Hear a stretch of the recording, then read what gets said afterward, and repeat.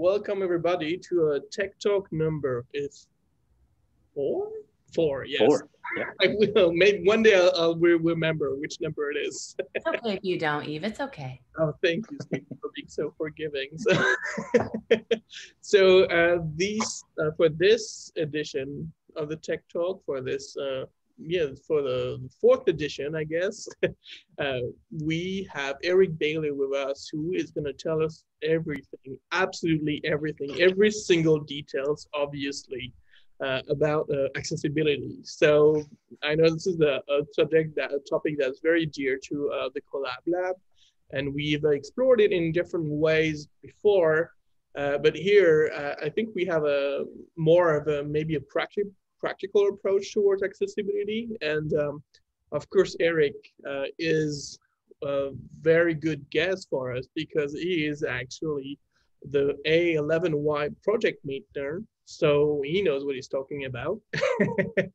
And so yeah, he's been involved. Fingers crossed, right? Exactly. And so yeah, he's been involved in the accessibility community for a while, and yeah, he does have a background in art design. So I like that creative part there.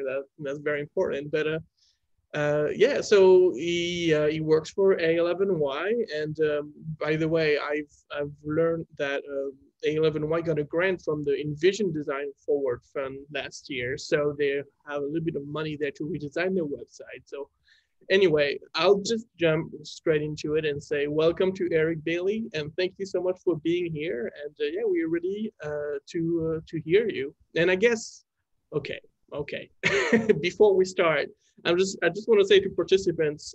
So yeah, this is obviously the first public meetup that we have. So just as a way to say welcome to everybody, and if you have questions, you are more than welcome to unmute and ask your question to Eric directly, or a couple of us will be keeping an eye on the chat. So if you have questions or reaction that you want us to share with Eric, you are more than welcome to just leave a little message, and we'll do our best to convey the message. All right. So with all that, thank you so much, Eric, for being here, and we're all ears. Yeah, wow. Thank you for having me. I'm super excited to be here, and I think this is a really great opportunity, and it's really nice to see y'all here. So just kind of like what you said, like I kind of view this as conversational. So I've got slides and some notes, but if you have a question, feel free to pipe in. I might punt on it if it's something that I think might take a while to discuss and save it for the end of after the talk for Q&A. The other thing is I am, even before quarantine, on the internet all day, every day. So if you want to email me or tweet or DM or whatever with a question, happy to answer it, happy to keep the conversation going. And I figure what I can do now is...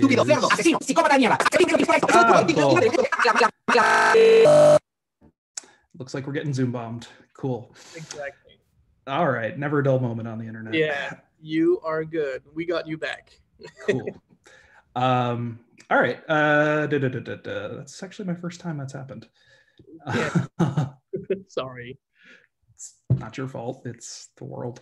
So what I'm going to do is just share my slides and talk over it. And I guess without further ado, and let's see, can everybody see my screen? Yeah. Thumbs up. All right, cool. So, thank you, Chrome. Let me get this set up.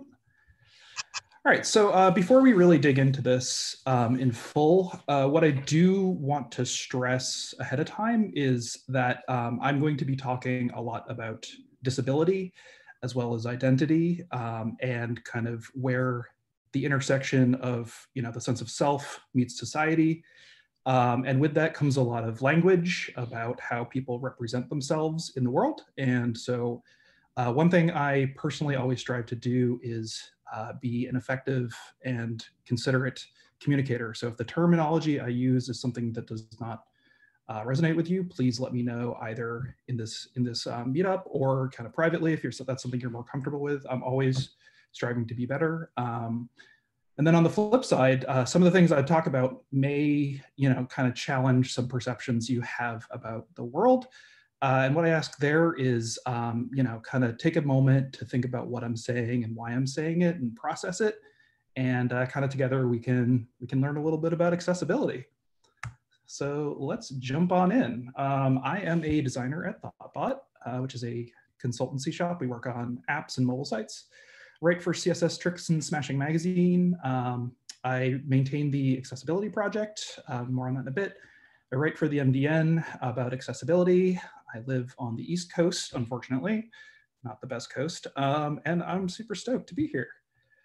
Like I said, the accessibility project we just redesigned, and it is an open source project to be kind of a one-stop shop for everything you need to know about digital accessibility, specifically with a focus on web accessibility. We have posts about do's and don'ts and myths and how-tos. We have a checklist. We have resources. And most importantly, we want to hear from people like you. As you've mentioned, we did receive a grant from Envision, and one of the things that lets us do is compensate authors for their work. So if you feel like you're interested in writing a post about accessibility, hit us up, let's get talking. That's something I'd love to help make happen. I also have freelanced for the website accessibility, the accessibility company Tenon, which does both automated and manual accessibility tests. And what this is the auditing of a website to determine if an individual can use it with assistive technology. And kind of what I'd like to point out here is I'm trying not to make myself look cool or internet cool, whatever that means. It's that this is a job you can have. This is a direction you can take your career if it's something you're interested in. And also that this is something that is serious. When you do an audit, it is oftentimes in the context of something that's legally binding. So, while inclusion is a really interesting and fun thing to talk about, there are real world repercussions, sometimes in a legal context, sometimes in the context of a lawsuit. So yeah. So that all being said, what is accessibility? It's a big word. Accessibility, first and foremost, in the United States is a civil right. Specifically, it ties back to the Americans with Disabilities Act of 1990, which makes discrimination based on disability a protected right the same way we have protected rights for gender, for race, for religion. It is something that is some of the most important laws that we have. And it's also been around for about 30 years to the year as of 2020. So it's been around. It's one of the more newer civil rights, but it enjoys a long history. The photo here is of the Capitol crawl, which is when disability activists abandoned their mobility devices and crawled up the steps of the Capitol to bring awareness and to, basically force lawmakers to acknowledge their existence and their struggles. And basically, as a direct result of their action, we now enjoy, accessibility as a civil right in the form that we have it today. So, in a more practical sense, accessibility, when we use this term, is the design of products, devices, services, or environments for disabled people. Basically, when you have something, you want to make sure everyone can use it, regardless of their device or ability. And the practice of accessibility, in my mind, specifically deals with working with disabled people, saying disabled people to honor the Identity First movement. So basically talking with them and figuring out, what their needs are and making it all work. Accessibility is, has a lot of syllables in it. So another thing you might have picked up on with the A11Y project is that there's 11 characters between the letter A and the letter Y, And sometimes online, you'll see it shortened to A11Y. This is called a neuronym. It's kind of a subtype or class of acronym, and it's shorthand for digital accessibility. So you might see it for web accessibility practitioners, kind of throwing it around like slang.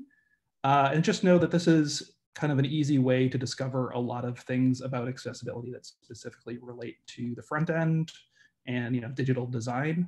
So it's much like any other aspect of technology where you learn the jargon and you learn kind of how to communicate. This is ALI the same way it's internationalization or JSON or what have you. So how do we do an accessibility? How do we go about making what we make work for everybody? First, what we want to do is make it perceivable, by which I mean you want to be able to actually see the thing that you're using. And this is one of 4 other kind of high-level criteria that shape all accessibility kind of compliance. The other 4, or the other 3 rather, being operable. So you want to make sure that something can actually be operated by the person using it. This might be clicking it with a mouse. It might be tapping a screen on your smartphone or trackpad. It could also be using a screen reader or dwell control, like your gaze vision. Facilitating that kind of operation is really important. You want it to be understandable. This is one of my favorite ones as I'm a designer. So you want the thing to make sense. You want it to be consistent. You want it to be intuitive to use. I'm sure we've all had bad website experiences. And depending on how bad they are, like that actually might violate some accessibility principles where it's just, I literally don't know how to use this. And you also want it to be robust. And robust is an interesting one to me because we often kind of forget about it with the other 3, but robust is, the same reason you can read the internet on a smart fridge for whatever reason, is the same reason that you can read it on your phone, is the same reason that you can read it on your laptop. It's the same reason that you can read it in your car if you hack your Tesla. Robust allows technology to work in different contexts and in different computing devices, and this is incredibly important when it comes to assistive technology and accessibility. You might also hear about inclusive design. To me, these are kind of 2 sides of the same coin. I view accessibility as kind of a reactive approach to doing digital work, and I view inclusive design as more proactive. And what inclusive design is all about is kind of recontextualizing and getting you to kind of question the society around you. So, do you have a disability? And I do want to stress here that this is kind of a spectrum of concern, and I don't want to take away from, people who have disability as an identity, but I also kind of want you to question what society puts on you in terms of what you consider a disability or not a disability. This includes things like depression, anxiety. One of my favorite questions is, do you have a disability? No. Okay. Do you wear glasses? Yes. Okay. What's up with that? And one of the things that it stresses is disability. Another definition is a mismatch between an individual and their environment. And one of the questions inclusive design asks us is to challenge what we call the medical model of disability, which is basically medical practitioners thinking that they need to fix people. People don't need to be fixed. And instead proposes the social model, which is, why don't we construct our environments to better accommodate people from the get-go? A classical example of this is why build stairs when you can just have a ramp? Ramps work for everybody. You don't have to go and make a special little off to the side experience, which is potentially stigmatizing and dehumanizing. So again, it's kind of like blending these distinctions that we make to really kind of hammer home the point. And the other thing that I like what inclusive design does is it takes the conversation away from the individual and it gets you to consider, your family and your people that are close to you and their family and people that are close to them and, so on. and so forth. It's a society. It's how you operate in this world, but it's also how this world interacts with you and the people you know, and the people that they know, so on and so forth. Kind of showed my hand a little bit there. Here's a photograph of a World War II fighter plane, and inclusive design has been around for a lot longer than we think it has. It's just we didn't have that name. One of the origins of this is in World War II, the Air Force was losing pilots at a very high rate. And the Air Force and the military doesn't really care about feelings. They care about results. And one of the things that they did was they're like, we're losing a lot of pilots, we're losing a lot of planes, we're strapping teenagers into souped up Cadillacs that in the sky, and it turns out that they're crashing a lot. And basically they instituted this study where they measured over 140 measurements on 4,603 pilots, kind of sampled from amongst their ranks. And they tried to come up with an average cockpit and an average seat for the cockpit and average straps. And the idea being that like, oh, okay, we'll make an average. And that way we'll save a lot of money because now our pilots kind of can stay in their planes and not crash them as much because they're, more comfortable flying it.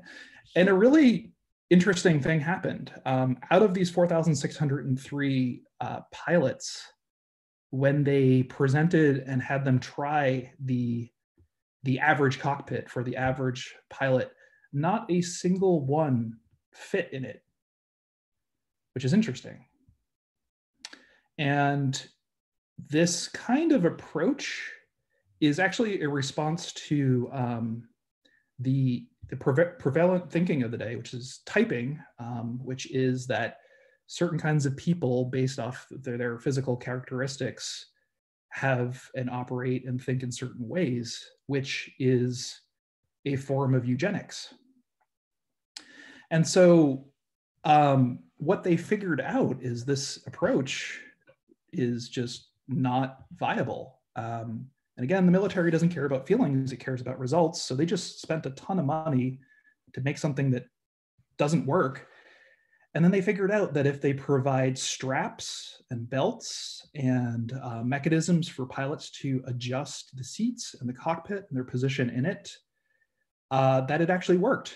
So, the military stumbled into inclusive design and made the environment adapt to the individual as opposed to the other way around. And it was successful, which is very cool. Inclusive design is also, in my mind, part of universal design, built environments. So basically you want to come out strong.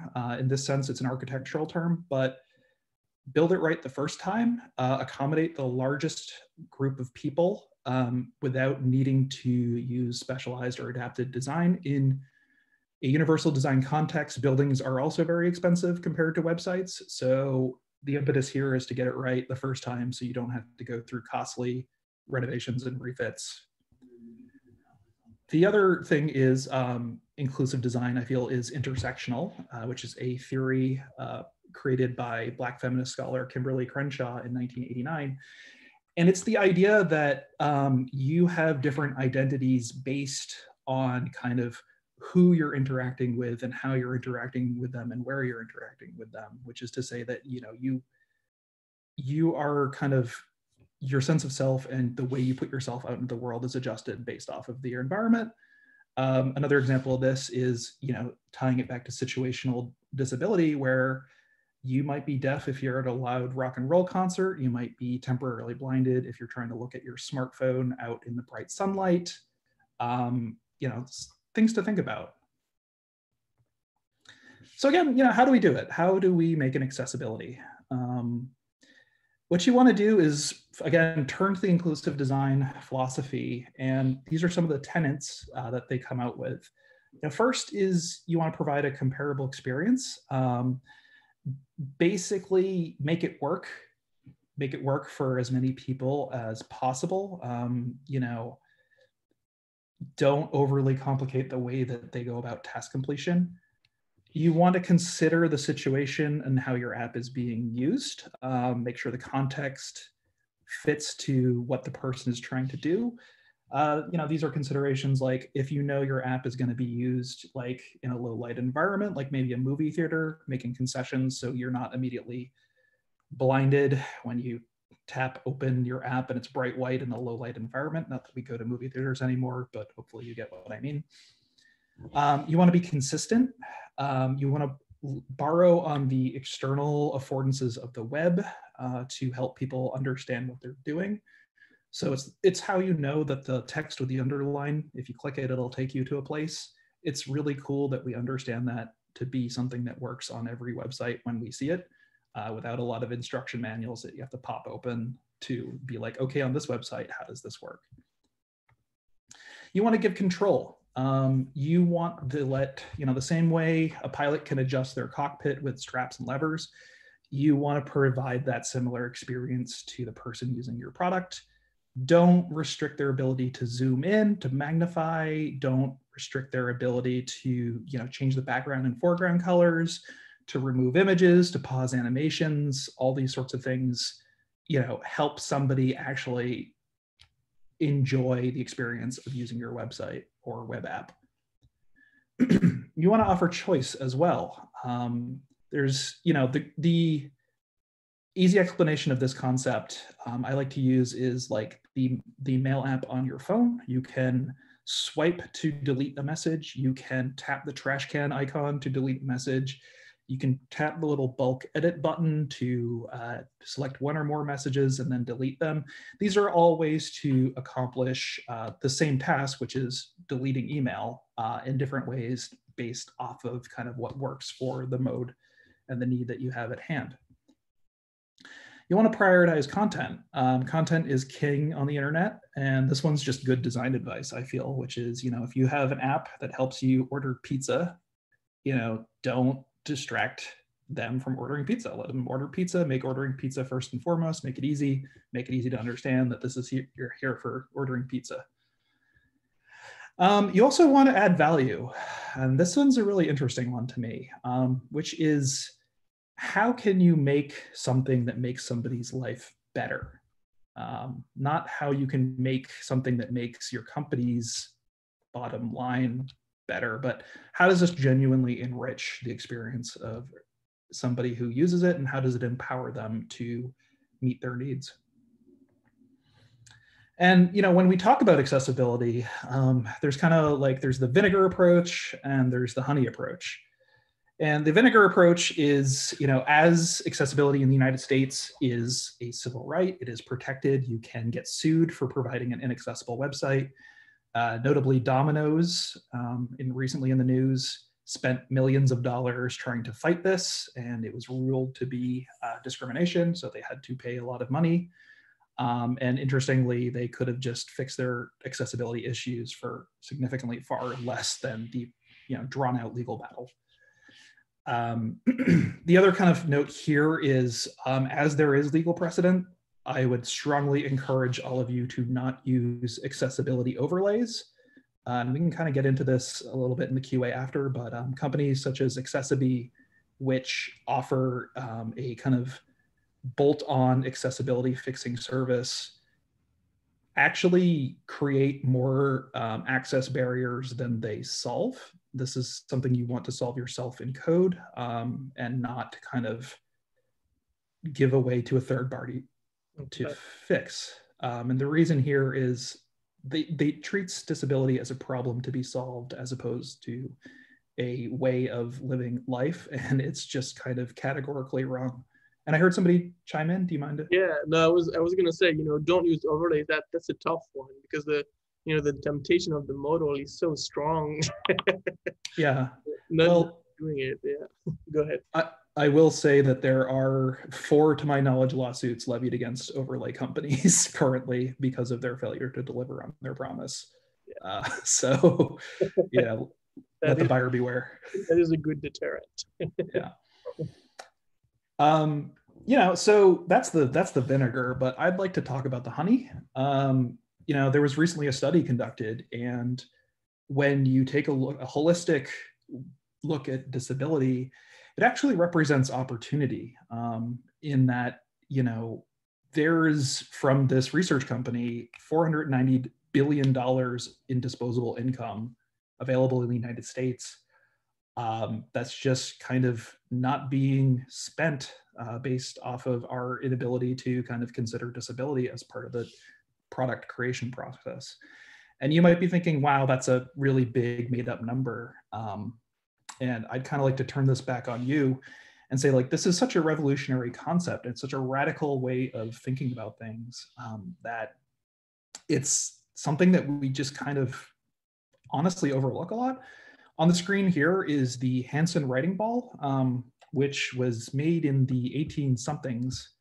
And it is a disability device. It was made for a school for deaf mutes, and it helped enable them to communicate. And you might be noticing those little, push buttons on the top in that sphere pattern. Looks very steampunk. This is the precursor to the keyboard. So when I say $490 billion, look at this one disability device, and then think of how widespread keyboards are in the modern world. How every device basically ships with one, either a hardware one on your computer or laptop or a virtual one. And think about like how intrinsic it is to our ability to communicate in modern times. So that's kind of like what that study is getting at. And I think this is super cool. So again, how do we do it? How do we do an accessibility? You want to start with prototyping. The idea here is this is the shift left philosophy, where you have your idea, and it takes time and it takes cost as you're working on your stuff at the Collab Lab. I know it's just the more features you build out, the more time it takes to kind of stay on top of everything. And what we find is when we save accessibility to do at the end, it's when this cone is kind of the widest. So it takes a lot more time to fix broken things after the fact, as opposed to shifting those concerns left and thinking about them with an inclusive design mindset. You're able to kind of proactively accommodate the features that you build out, and it saves you a ton of time and cost and money.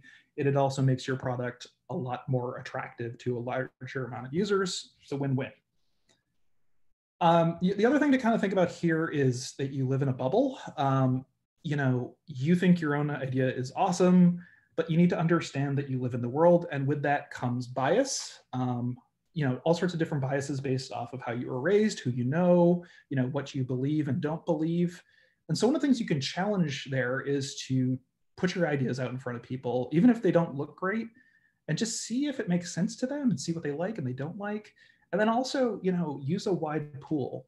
Talk to people that don't look like you, that don't, sound like you, that don't move through the world the way you do, including specifically people with self-reported disabilities. It's one of those fun things I like to do because it makes people feel special when they ask you ask them what they think about the thing you're working on. It puts the spotlight on them, and it makes them kind of feel comfortable telling you like, oh, I like this helps me this way, or oh my God, I hate that. And so much better to discover these things, week 3 in as opposed to year 3 in, because it just makes it so much faster to adapt.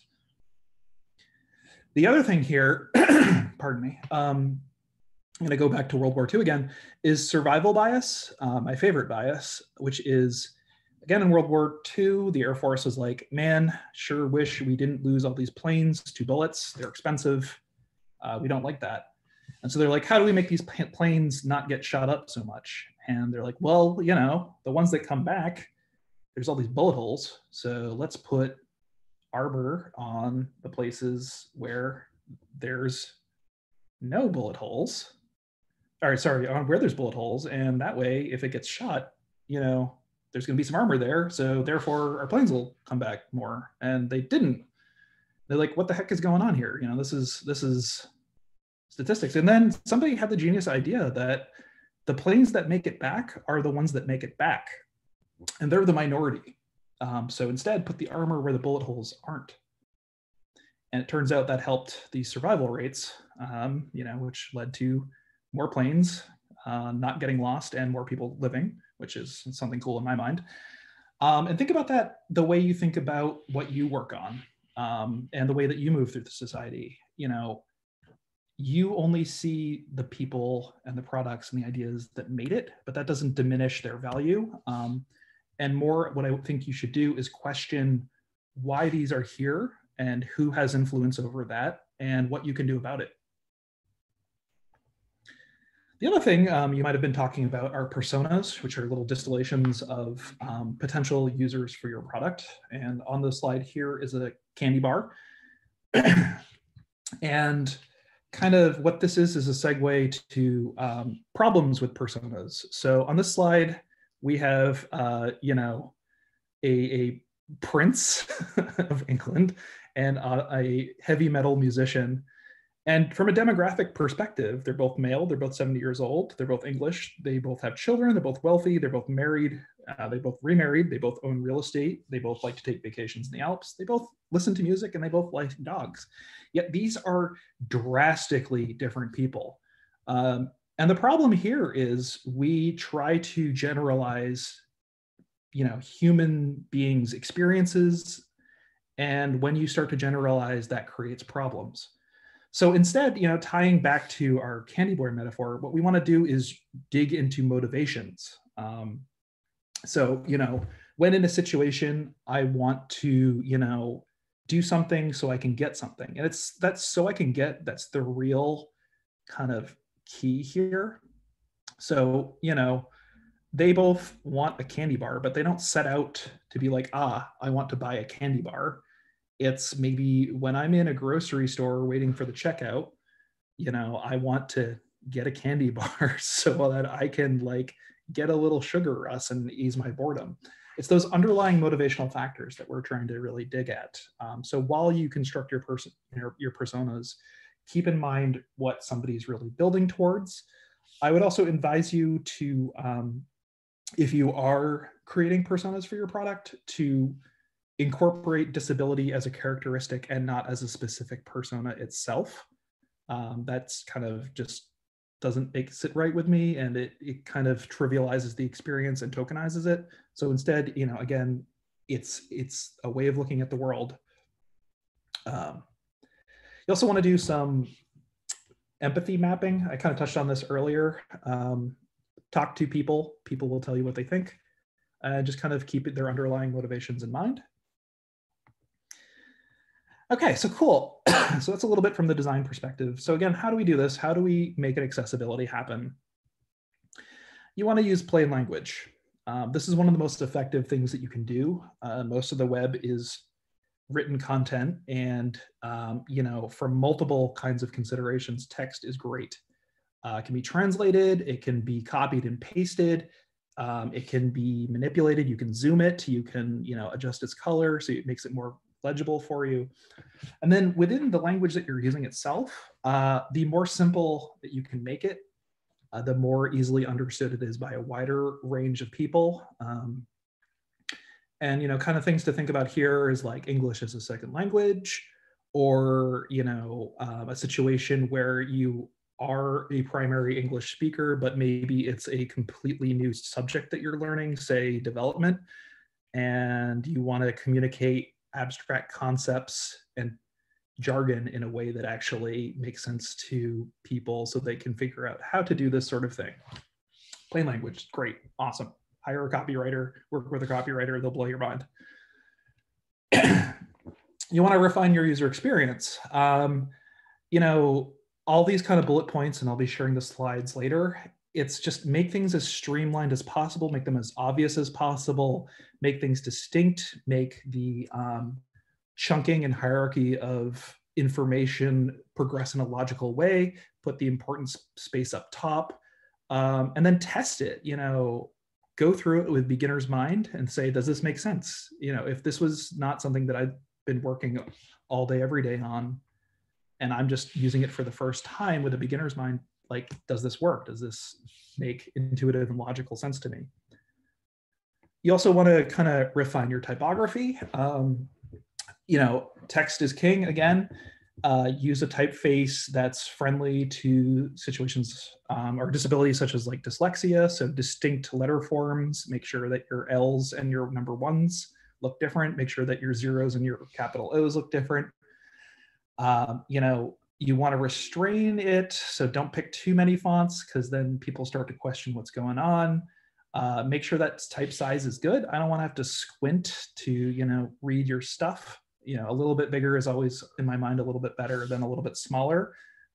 You want to, you know, make sure that you keep those affordances good. So, you know, save the underlines for links.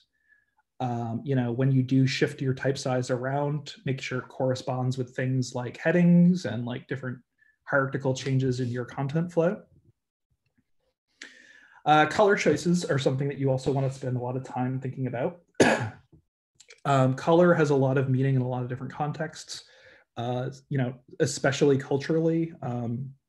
What I'm thinking of is immediately like in the Chinese stock market, red is good and green is bad. And that's the inverse of kind of what we have here. We also want to rely on more than just color. If I can't see the color red, I need to have some other mechanism present that will allow me to understand that red means bad. So that could be the error messaging or an accompanying icon. Otherwise, I'm kind of, it turns your user interface into a guessing game about, you know, what's going on, what broke, and how can I fix it. You know, kind of another thing here I'm thinking of is like use color intentionally. If blue does things, so blue links and blue buttons, don't use blue on things that are not interactive. Try to avoid that. And that's really helpful for lower tech literacy situations where I may not understand the difference between a link and a button, but I do know that tap blue thing does thing that I want, and that goes a long way to helping somebody else navigate an interface. Forums, oh boy, forums are a whole garden of delights. We tend to ignore forums, and that drives me up the wall because they're the workhorses of the web. They let you input information and then spit it back out. So put a lot of time and care and love into them. Associate labels with your inputs. Make sure that required things are look like they're required and state it. Make sure your error messaging is easy to understand. You know, don't give nonsense error messages for like debug stack traces. Pardon me. You know, if they submit information, make sure you kind of track that and don't ask them for the same thing twice. You know, that can be annoying, or in situations where I have, you know, limited mobility, that can actually just be very physically demanding and taxing. And that directly will affect like the experience and the ease of use and the enjoyment of somebody using your interface. For your media, you know, if I can't see an image, provide an alternate description, and that lets, you know, a device such as a screen reader tell me what's going on, why that image is there, and why it's important that you chose to put it there. You know, break down your interactive components. If you have animation, give me the ability to pause it. You know, make sure that you can zoom the page up. If I have low vision, I may want to increase the text size to the point where I can actually read it. Again, that feeds back into the perceivable kind of high-level criteria that we talked about earlier. And then another thing I kind of like to posit here is, do you even need to make an app? The captions here, do you even need to make a nap? That's also something I wonder about. But here is what existing tools can you utilize to help you do the thing that you want to do. We oftentimes jump straight to kind of solutioneering to fix what we perceive to be a problem without doing the underlying research to get us there. And a lot of the times, you know, in my role as a product consultant, it means that you're creating something that doesn't actually address the underlying motivations of the problem at hand, which means that it's not an effective solution, which means that nobody's going to use it. I've seen this happen over and over again. The other thing, and like tying it back into a disability context, is making solutions for non-problems, and then not involving the people who it would affect in the kind of decision-making process. There's a wonderful hashtag on Twitter called disability dongle that kind of touches on this. I believe it was coined by Liz Jackson, a designer and one of my favorite people. And it's creating products for disabled people where they weren't asked if they needed it or wanted it. And it's just sort of is there to make somebody look like they care without actually bothering to care. So, representation is incredibly important, and talking to and ideally including the people who will help you make the thing that you want to make and solve the problem that you want to solve is vital. The other big picture question I like to kind of leave you with is, as you're putting these things out into the world, ask yourself, what is the evil version of your product or your feature? We tend to assume good intentions.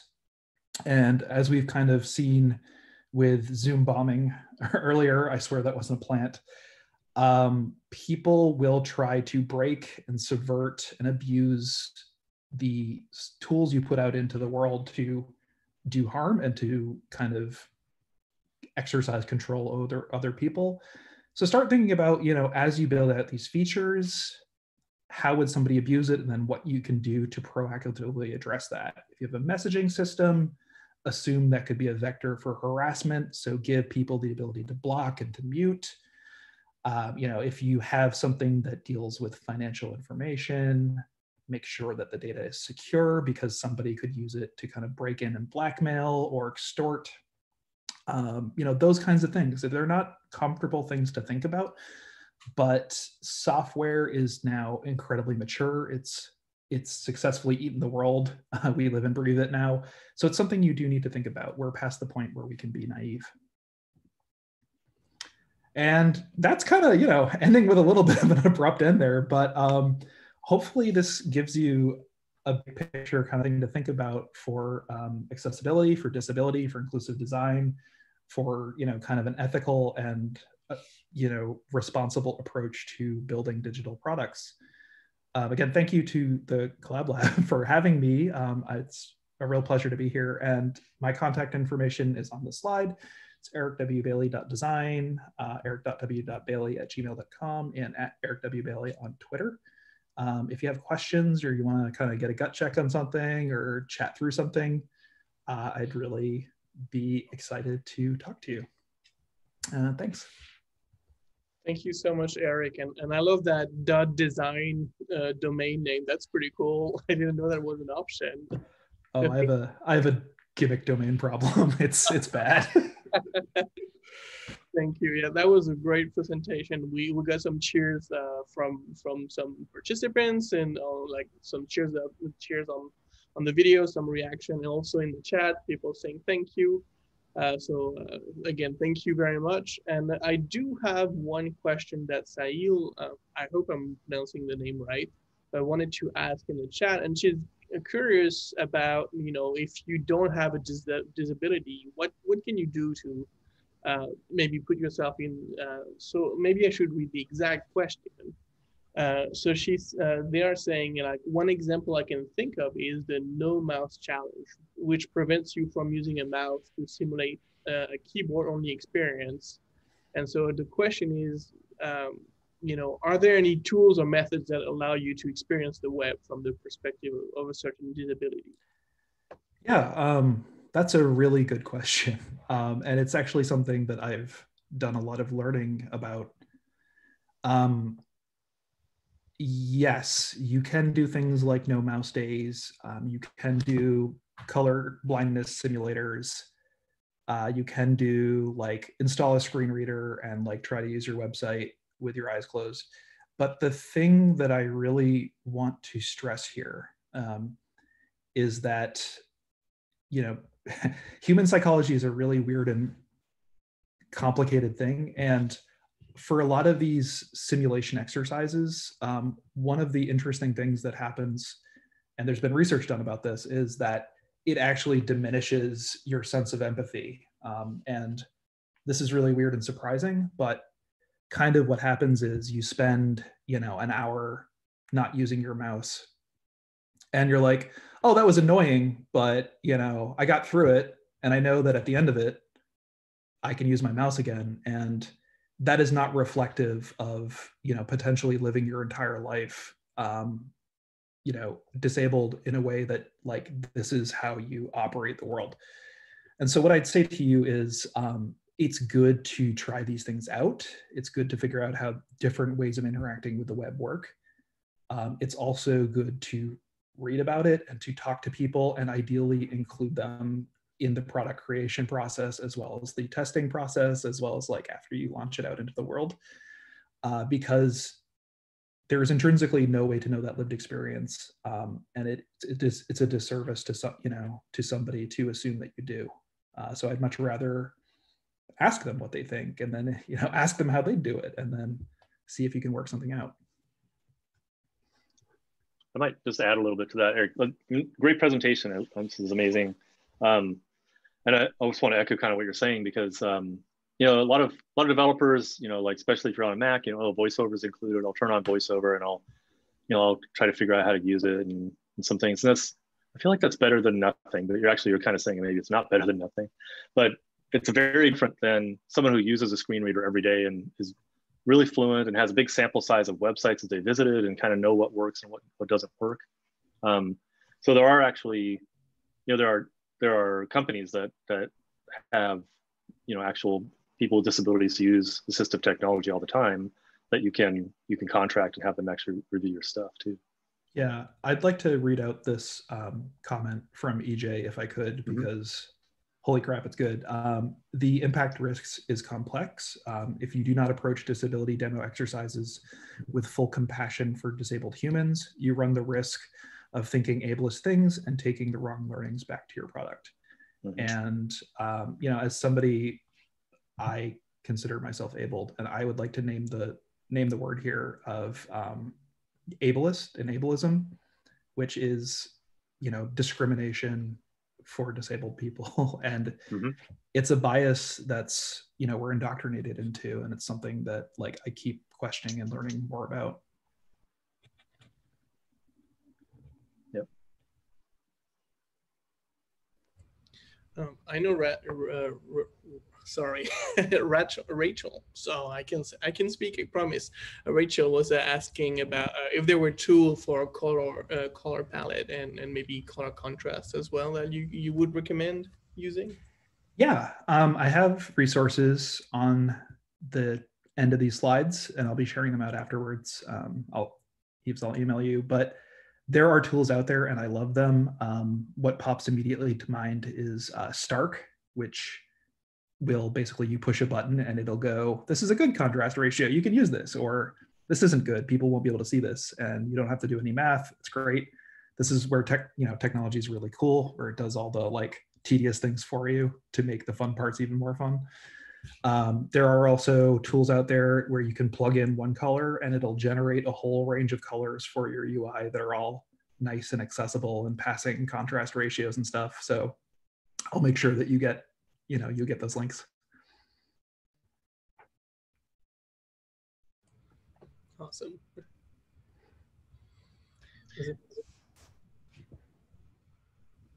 Are there any more questions? I think firstly, I just want to say, Eric, thank you for that. Like, I got a lot of useful information from that. And I know that accessibility is like such an important, aspect of development as I'm like coming into this new tech space.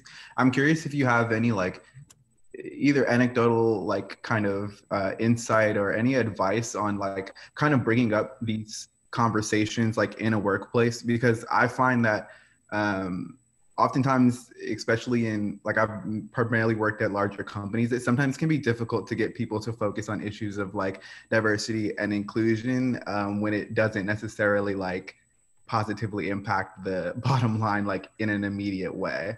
Yeah, I wish I had a magic answer to solve that, but if I did, I'd be very rich.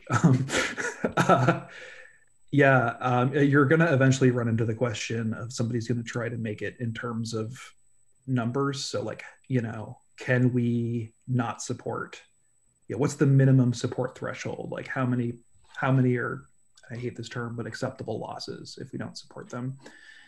And one thing I try to push against this is to just invalidate that line of questioning in particular. Like, you can flip it around and you can say, like, how many women is the minimum supportable threshold? Because it is a civil right. And that will, it's be very careful how you bring that up in a corporate context. But that is the mindset to be thinking about these kinds of things. The other thing I'd really say is, like, to kind of more positively introduce these concepts. One of the most compelling things I've ever done and seen done is just get somebody who uses assistive technology to use your product. Somebody that voluntarily wants to spend money on your thing, and just let them try to give you money. And it's just such a powerful and compelling and humanizing thing, because it's very easy to kind of just think, well, oh, here's a number that's, in our risk acceptance threshold or what have you. And it's another thing to, take the CEO and put them in the same room as somebody who's just like, I go to push your buy button and you used a div, so I can't do it, so I'm going to walk away. And EJ is a hero and is also offering support. Ignore me, listen to EJ. And also, since you mentioned the word of assistive technologies, I wanted to mention that our very first tech talk was actually about that very topic. And the Weston Thayer actually gave a whole talk about, the whole spectrum of different tools that people with disabilities might use. And so I guess, if you don't know the experience, at least you can see the tools that people might use when they go to your website. So I would warmly recommend to listen to that talk. It's a great one as well. Yeah, I want to just flip the script for a second too, and I want you to think about things that you do on the computer that are potentially assistive technology. Like, have you ever pushed the reading mode button? Or dark mode. Or dark mode. Have you ever hit Command Plus a couple times because Facebook uses 12-point font and that's like horrible? I got some news for you. That's assistive technology. Inclusive design. Yep, AJ again. It's saying Siri and Alexa and Google Assistant. Much like the Henson writing ball, all those technology solutions that are mainstream consumer tech are born of assistive computing devices in the late 60s, early 70s, kind of continuing into maturity in the 80s. Yeah, so pretty cool. Sail is saying that Facebook isn't designed for inclusivity, a question mark, and they found it shocking. Plead the fifth. Is there any more, like maybe some final questions?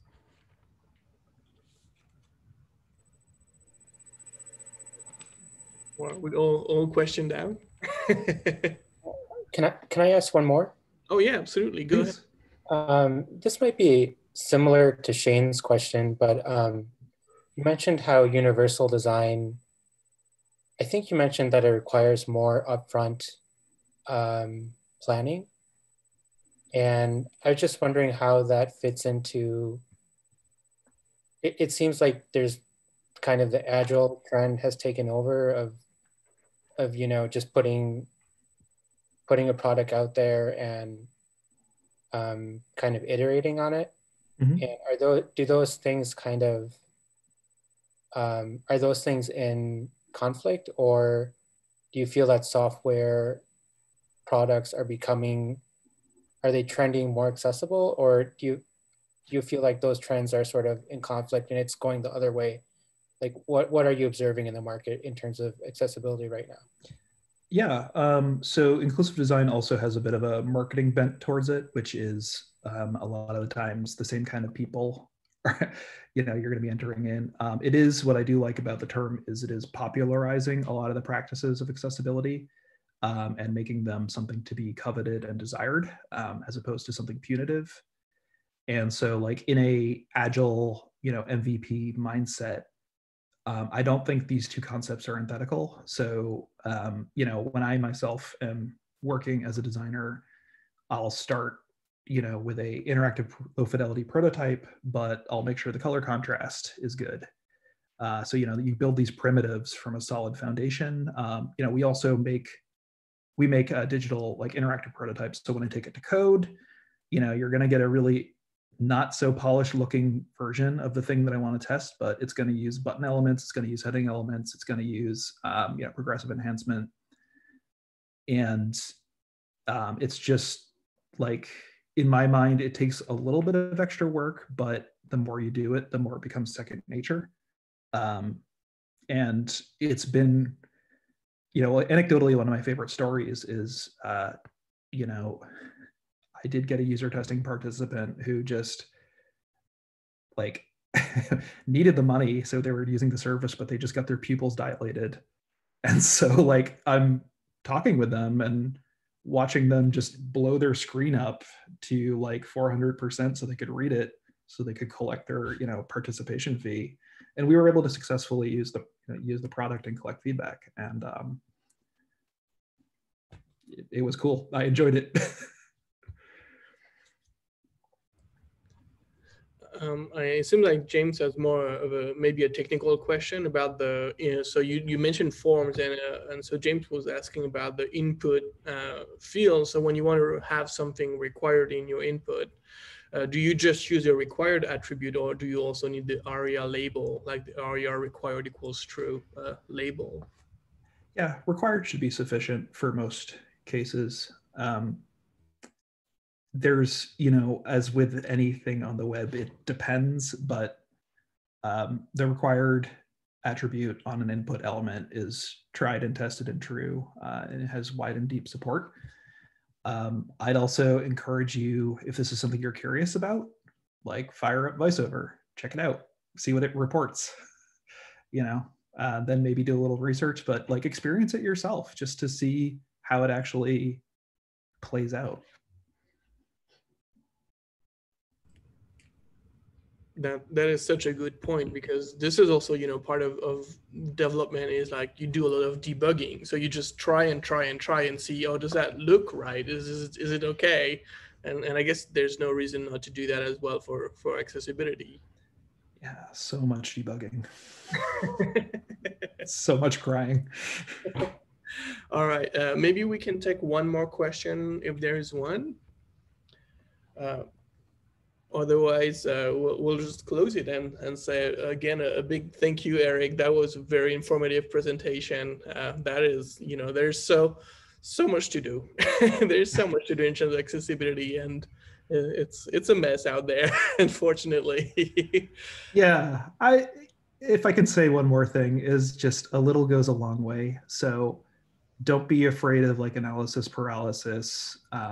Just bit by bit, every little bit that you can add in, it all compounds to something better. And like that was definitely something I ran into when I was first getting started. Is like, it needs to be 1000% perfect. I must know everything before I do this, and it just gets in your way. So little tweaks here and there, just like everything else in software development, you get there. Absolutely, and I know there's a very pressing question as well from Stacy and EJ. They want to know why you're so cool. Not true. Too much time online. All right. All right. Well, thank you so much, Eric. Again, that was a great presentation. It sounds like participants learned a lot from it, and so yeah, thank you so much. And as you know, you are more than welcome to reach out to Eric on the different social media and outlets out there. And yeah, so the recording will also be on YouTube within maybe a day or two, or maybe this evening, who knows. Maybe a secret bot will take care of it, who knows. But so yeah, so you'll be able to rewatch the video if you missed a bit of it, or if you want to listen again. Oh, I wanted to ask you, by the way, I know some people were curious about this. We noticed that there were closed captions while you were talking. How did that happen? Yeah, Google Slides on Chrome has a caption feature now when you hit present. They're not perfect, but they're pretty good. And then I think it's like a regular feature now. I know for a while it was like a rolling it out to some people, but yeah, they're fun. I wish you could save the transcripts. That's what I really want. Yeah, that would be very useful too. Absolutely, absolutely. All right, so thank you again, and I guess in 2 weeks we have another presentation, because this Tech Talk happens every other week. It's always on Wednesday at 5 p.m. Pacific time, and in 2 weeks we have Sam Julian, who is going to talk about building a learning system. And I think it's going to be a very interesting topic for, we talk a lot about JavaScript fatigue and how, there's every 6 months, there's a new thing to learn. There's a new shiny framework or whatever. And so I think Sam is going to help us kind of, prepare ourselves for that kind of thing without burning out kind of thing. So I hope that we'll see you there. And as I said at the beginning, we are now public. Yay! So we are on meetup.com. So you are more than